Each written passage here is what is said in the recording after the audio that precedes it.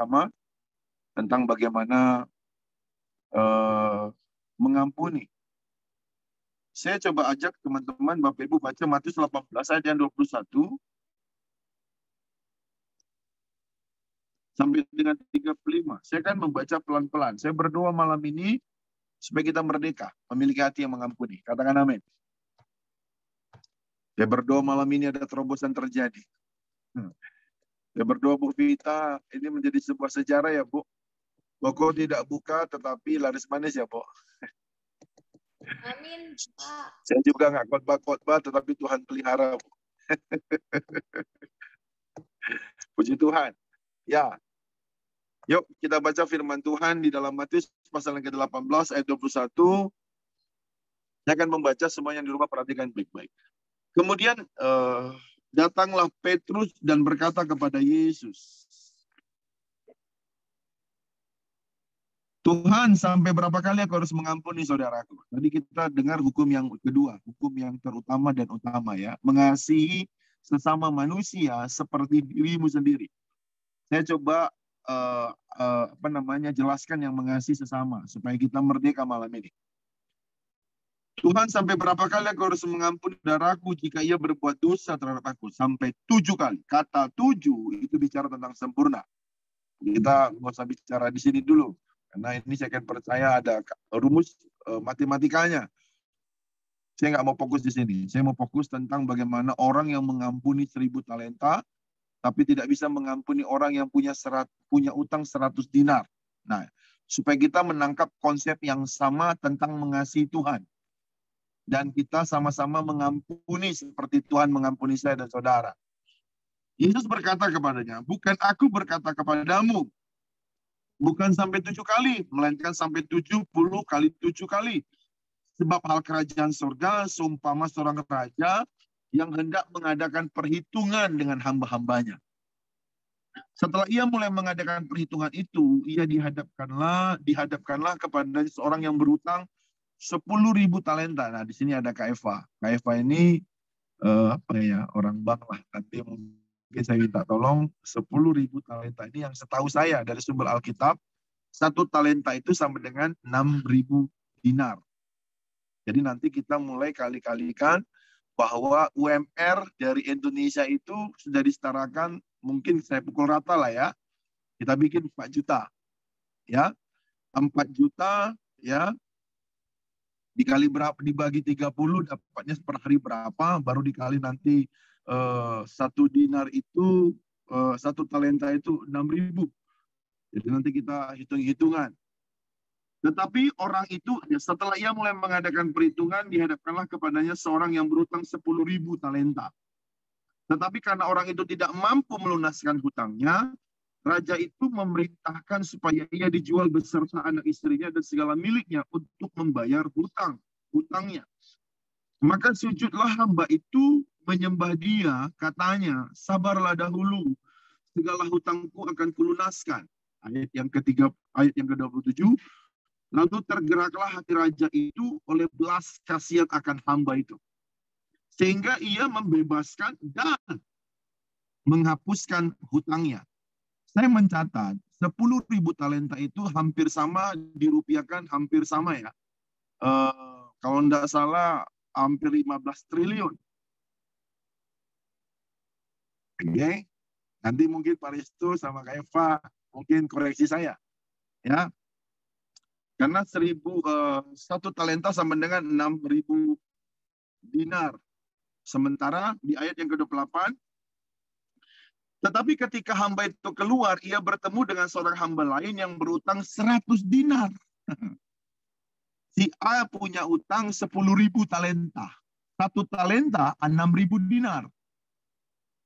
Si B punya utang ke si A 100 dinar. Dan berdoa Roh Kudus berikan kita roh pengertian yang sama dari sorga. Supaya kita jelas bagaimana cara mengasihi Tuhan dan cara Tuhan mengampuni saya dan saudara. Terus ketika hamba itu keluar, ia bertemu dengan seorang 100 dinar, ia menangkap, ayat 28, ia menangkap dan mencekik kawannya itu, katanya, bayar hutangmu. Selumbar di mata orang kita lihat, sementara balok di mata kita nggak lihat. Awasi roh yang hanya mencari kesalahan. Awasi satu spirit yang dimana kita itu terus hanya mengingat-ingat kesalahan orang. Padahal kita sudah diampuni sama Tuhan di atas kayu salib. Oke, nanti biar Bapak Ibu mungkin koreksi. Kenapa Tuhan kasih satu perumpamaan ini? Supaya kita menyadari tanpa penebusan, tanpa kematian di atas kayu salib, tidak akan ada kita bisa menikmati kehidupan seenak ini, hari ini. Itu sebabnya, ayat 29, maka sujudlah kawannya itu dan memohon kepadanya, sabarlah dahulu, hutangku itu akan kulunaskan. Tetapi ia menolak dan menyerahkan kawannya itu ke dalam penjara, sampai dilunaskan hutangnya, dijebloskan ke penjara. Saya berdoa malam hari ini, engkau nggak lagi menghitung-hitung kesalahan orang. Karena dosamu merah seperti kermisi, Tuhan hapus tanpa syarat dalam nama Yesus. Dan hari ini saya berdoa ada roh pengampunan. Ada orang-orang yang melepaskan pengampunan supaya doa kita tidak terhalang dalam nama Yesus. Haleluya. Melihat itu, ayat 31. Kawan-kawannya lain sangat sedih lalu menyampaikan segala yang terjadi pada tuan mereka. Nah, perhatikan baik-baik. Kita sudah diampuni, tapi kita nggak mau mengampuni, maka ada orang-orang yang akan berkata kepada Tuhan, Tuhan. Okay. Raja itu menyuruh memanggil orang itu dan berkata kepadanya, hai hamba yang jahat loh dia katakan loh. Hamba yang jahat, seluruh hutangmu telah kuhapuskan karena engkau memohonkannya kepadaku. Bukankah engkau pun harus mengasihi kawanmu seperti aku telah mengasihi engkau? Hukum yang kedua tadi, mengasihi sesama seperti engkau mengasihi dirimu sendiri. Kita sudah ditebus. Sudah diampuni. Layaklah orang yang bersalah kepada kita ampuni. Amin. Maka marahlah tuannya itu dan menyerahkan kepada Al-Goj sampai yang menuliskan seluruh tangan. Maka Bapakku yang di sorga akan berbuat demikian. Ayat 35. Berbuat demikian juga terhadap kamu apabila kamu masing-masing tidak mengampuni saudaramu dengan segenap hatimu. Pak Risto, benar nggak yang saya bilang tadi? Berapa 10.000 talenta, Pak? Belum sempat hitung, Pak. Belum sempat ya? Iya. Oke. Saya coba hitung ya. Di sini 4 juta dibagi 30 dapatnya itu sekitar 150 kita katakan. 150 ya. 150 per hari dikali 100 dikali 60.000. 150 dikali 60.000 dinar. Ya, saya coba kalikan ya Bapak Ibu, benar nggak?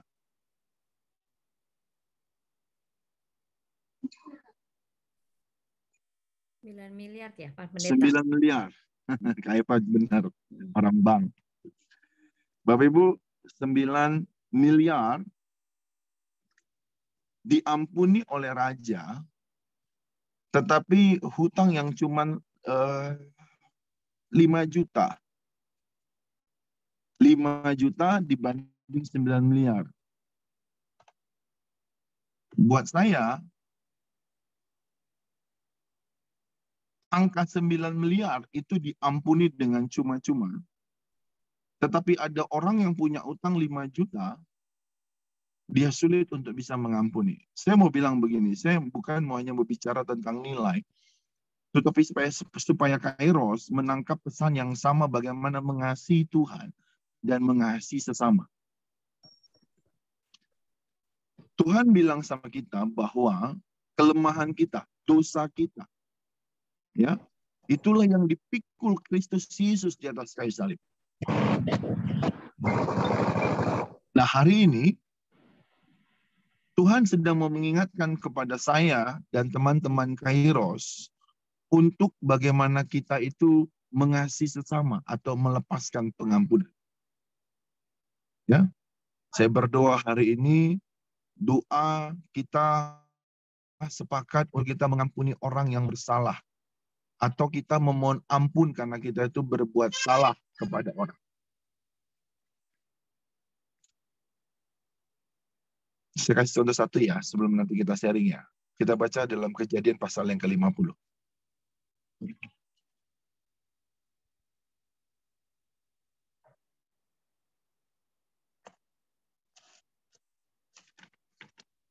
Kejadian pasal 50 ayat 15. Satu lagi ya.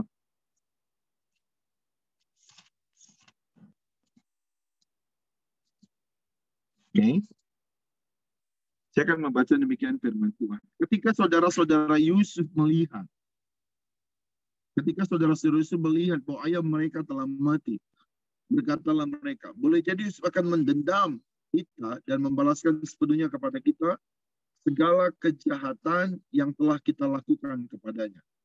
Perhatikan baik-baik bahwa Yusuf mengalami yang namanya perilaku tidak baik dari saudara-saudaranya. Dan ketika ayahnya Yakub itu meninggal, maka Yusuf sebagai orang nomor 2 di Mesir punya kesempatan.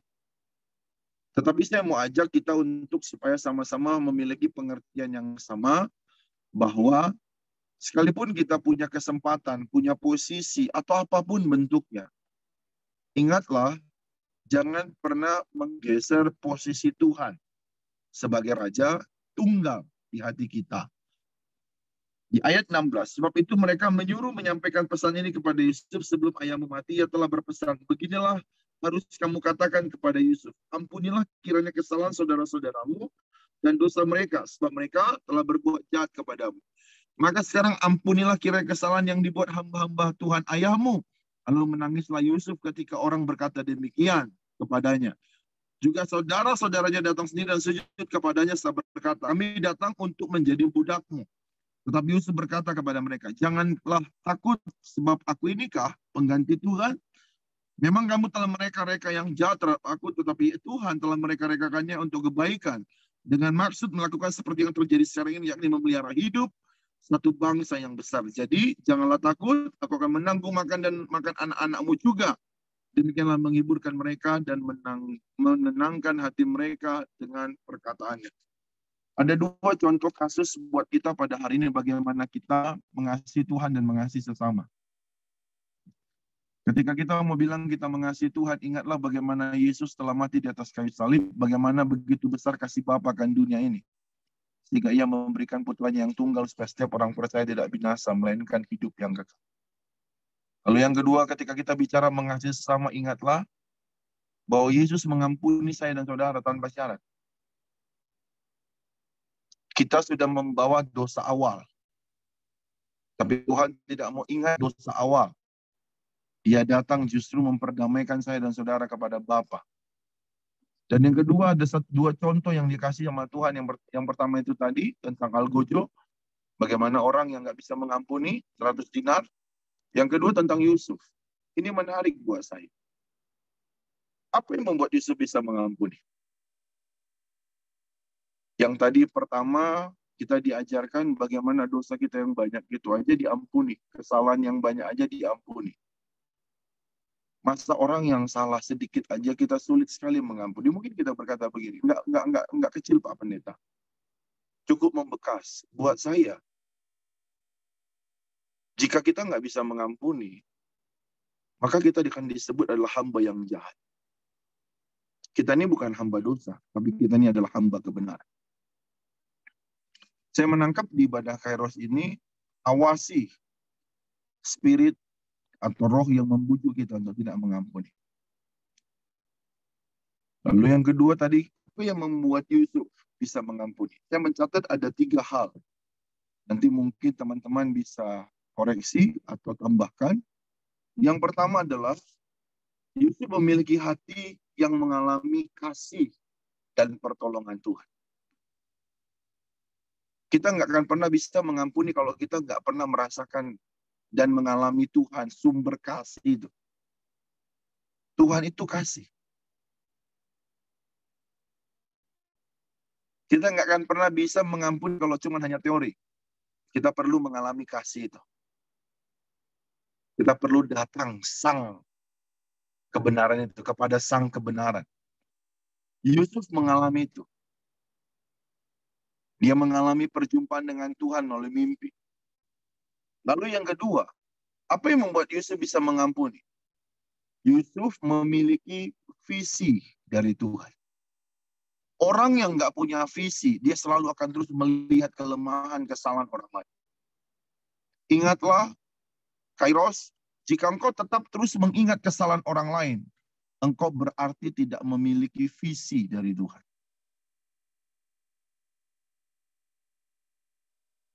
Terus salah orang aja yang dicari. Terus salah orang aja dicari. Itu tanda bahwa kita nggak memiliki visi. Atau terus hanya melihat keterbatasan kita. Terus hanya mengeluh. Terus mengeluh. Terus mengeluh. Itu juga sama bahwa kita sudah keluar dari visi Tuhan. Yusuf memiliki visi dari Tuhan. Apa visinya? Bahwa dia akan menjadi besar. Yang ketiga, Yusuf memiliki hati untuk menangkap visi masa depan.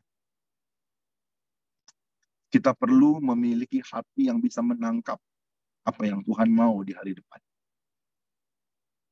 Saya berdoa, saya bernubuat malam ini supaya ada roh pengertian dari 7 roh Tuhan di Yesaya 11.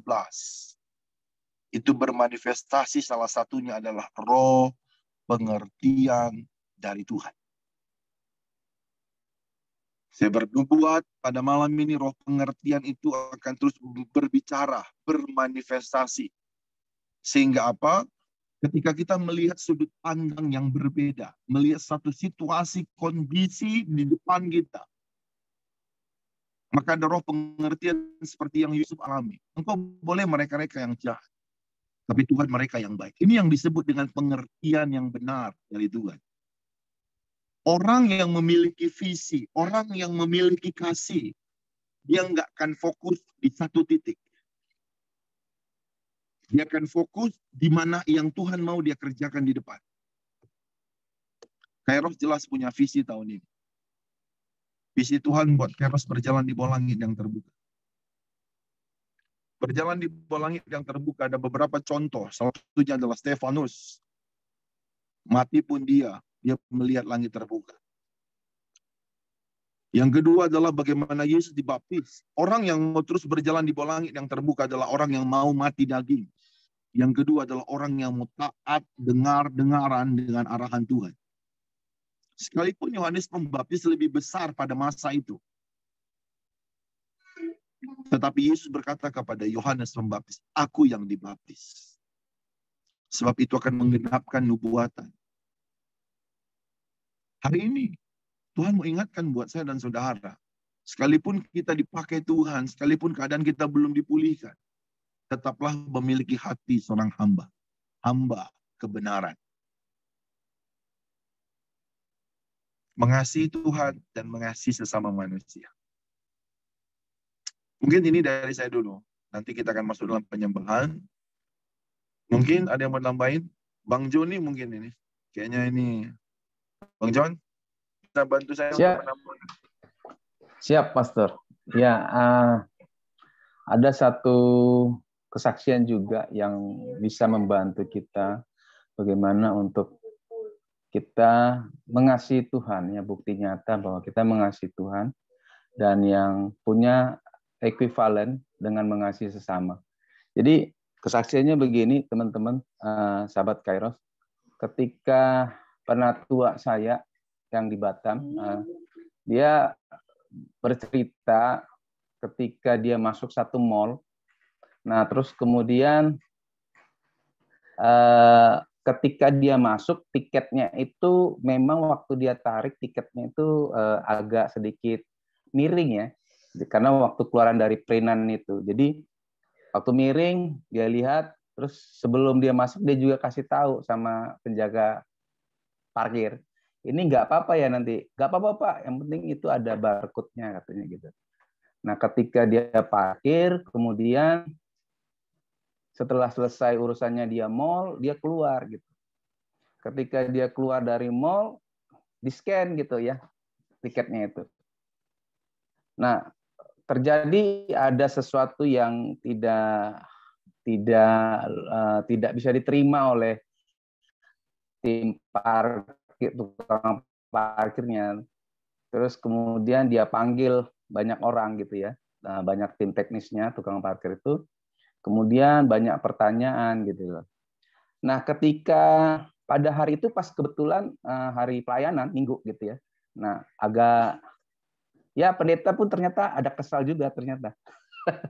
Karena dia tertunda waktunya, kemudian dia harus datang melayani. Tetapi ya puji Tuhan, pastor tetap terkoneksi dengan Tuhan ya, tetap terkoneksi. Sambil berdoa, dia melihat orang yang penjaga tiket yang di loket itu, sambil mendoakannya memang dia gitu ya. Dalam hatinya gimana ini saya yang sudah memastikan semuanya supaya berjalan dengan baik, tetapi saya diperlama, kemudian hari ini juga saya justru mau ke rumah jemaat, mau mendoakan gitu. Nah, ketika diperiksa proses pemeriksaan itu, si tukang parkir itu akhirnya merilis gitu ya, merilis dengan menunjukkan apa STNK mobil ya gitu ya, rilis dan keluar. Selamat sore Pak, dia bilang gitu sama penatua pastor kita yang ada di sini. Ya, selamat gimana katanya. Maaf Pak menunggu lama, memang menunggu agak ada 20 menit lebih gitu prosesnya. Nah, sudah Pak, semua sudah oke ya katanya. Aduh, dalam hatinya saya mau marah gimana. Selamat sore Pak, semoga perjalanannya baik gitu. Perkenalkan Pak, nama saya ini, saya jemaatnya Bapak juga di ICM katanya. Wah kaget teman-teman, kaget si penatua. Dia bilang puji Tuhan, untung saya nggak marah katanya. Padahal dia ada niat untuk marah gitu ya. Nah ini yang mengasihi Tuhan yang saya tangkap waktu itu, yang kita sharingkan, mengasihi Tuhan itu sebenarnya kita diajarkan mengasihi roh Tuhan yang ada pada kita. Nah, kadang-kadang kita terlalu mengasihi diri sendiri, yang dimaksud itu kadang-kadang mengasihi jiwa ya. Jiwa itu bicara tentang keinginan, bagaimana supaya tubuh kita enak. Ya. Padahal sebenarnya mengasihi diri itu mengasihi roh Tuhan yang ada di dalam kita. Terus kemudian kita disadarkan bahwa mengasihi Tuhan itu tidak bisa kita tidak mengasihi orang lain. Justru saya melihat bahwa roh Tuhan itu ada di setiap orang, cuman orang aja yang kurang mengerti bahwa dia itu ada Tuhan di dalamnya gitu. Justru ketika orang yang mengerti ada Tuhan di dalam orang lain, dia harus saling menghormati, saling ya, bukan satu arah, tapi saling menghormati. Nah, di situ yang saya tangkap bahwa, dan saya mulai disadarkan Tuhan bahwa kasih itu, kalau kita bicara firman Tuhan mengasihi Tuhan dan mengasihi sesama, ketika orang bersalah ya, macam saya contohnya ya, adik saya itu menurut saya tidak benar gitu. Ketika dia tidak punya uang dan dia minta sama saya dulunya bilangnya tidak boleh, nanti kamu buat untuk apa? Untuk yang tidak benar gitu. Nah, tetapi ada satu kata yang terngiang di dalam telinga saya, kasih itu kan cuma ada di Alkitab, nggak ada di orang benar. Saya langsung bilang, ya Tuhan, apa yang harus saya lakukan? Ya kasih tapi beritahu kebenaran gitu. Beritahu kebenaran, jangan tidak memberi tapi kamu malah menghakimi dia gitu loh. Gitu ya. Tidak memberi tapi kamu menghakimi dia. Tetapi kamu kasih yang kamu bisa, yang dia cukup untuk dia, tetapi beritahu kebenaran Tuhan itu supaya pertobatan itu terjadi. Jadi pertobatan itu bukan karena kita, tetapi karena firman Tuhan yang kita sampaikan. Itu sih dari saya, Pastor. Tuhan memberkati. Ini sederhana ya. Kasih itu memberi. Seperti yang Bang Joni tadi kasih ilustrasi. Memberi senyum, respon yang positif. Memberi tidak berkomentar-komentar pedas. Saya tiba-tiba teringat tentang Abraham. Dia disebut hamba kebenaran. Dan Tuhan berkata, mendeklar Abraham itu bapa orang percaya. Yang mendapat kasih Tuhan, doanya dikabulkan. Cara dia mengasihi Tuhan itu, dia tidak mencintai pemberian, tapi dia mencintai sang pemberi. Saya berdoa supaya kita sama-sama bisa memahami ini. Kita hidup ini bukan dicintai. Kita hidup ini harus mencintai sang pemberi kehidupan.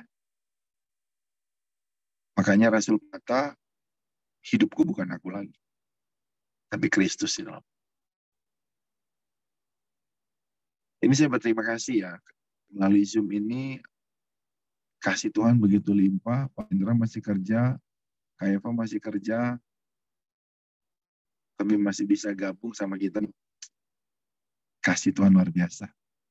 Ya. Dan kita pun sudah ada di rumah masing-masing. Kita berterima kasih sama Tuhan. Mungkin ada nggak yang mau cerita sekali, sedikit, tentang bagaimana mengalami kasih Tuhan. Tentang lalu kita bisa mengampuni. Ada yang mau bagi kah? Sharing? Kak Eva mau berbagi? Kak Eva udah lama lo nggak berbicara, dari tahun lalu sampai tahun ini.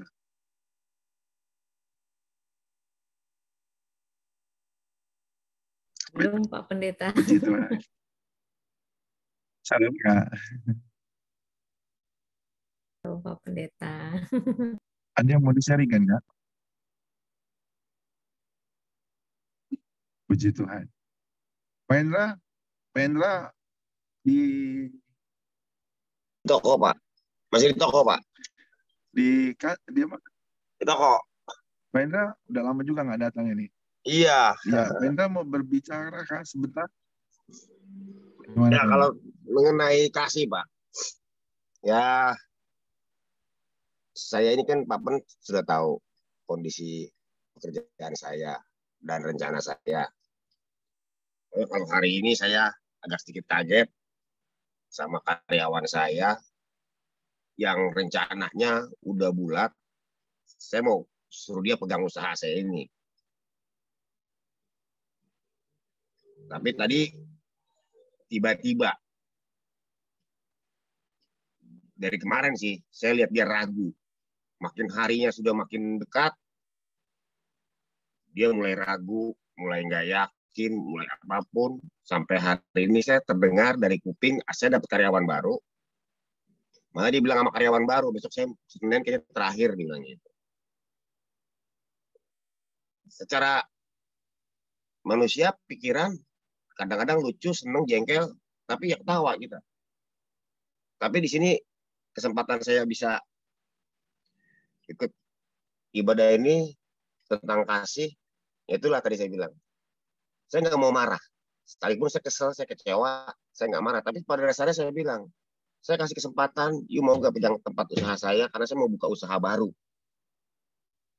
Malah lama-lama udah tiba waktunya saya kasih target, kalau nggak bulan April, Mei saya pindah, saya bilang. Mau. Tapi kemarin saya terbersit. Kenapa harus saya tunggu bulan April atau Mei? Saya lontarkan challenge ke dia. Pak, bulan Februari besok sebentar lagi. Yuk kita mulai. Tapi masih ada saya. Tapi saya lepas. Udah mulai ragu sampai hari ini dapat informasinya orang itu malah bilang ke karyawan yang baru saya hari Senin kayaknya dia mau mengundurkan diri. Ya, artinya dia keraguan-raguan. Nah, saya cuma pengen ngomong apapun itu secara manusia ya kesel ada, jengkel ada, tapi saya harus mengasihi dia.